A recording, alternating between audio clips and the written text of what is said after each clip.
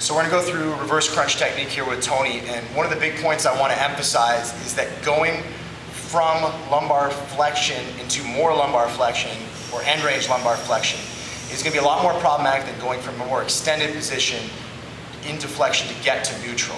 Okay, so you'll actually see Tony's a guy who's got a big athletic background, and he actually hangs out in a more extended posture. If you put him on the ground, I can get my hand in under his lumbar spine. So for him, a reverse crunch is a good progression that can actually get some external oblique recruitment without really yanking his rib cage down and putting him in a more kyphotic position. So with a reverse crunch, we usually put a med ball, some kind of object overhead. We'll have him reach right up and grab it.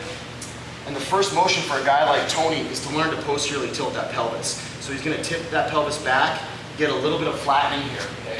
We're going to start there. We usually give him a little foam roller here that kind of pins their ankle right up to their butt. And all we're going to do is we're going to start in that position of posterior tilt, and we're going to do that little bit of reverse crunch. Okay?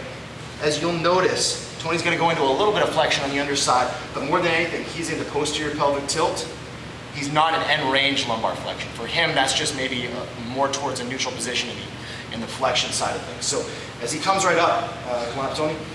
As he rides up here, you're noticing that he's not going into a kyphotic position, right? So he's not letting that rib cage come down.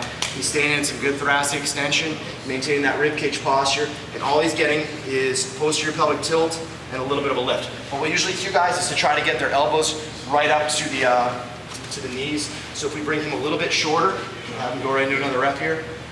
He's taking his knees right up to his upper arms, okay?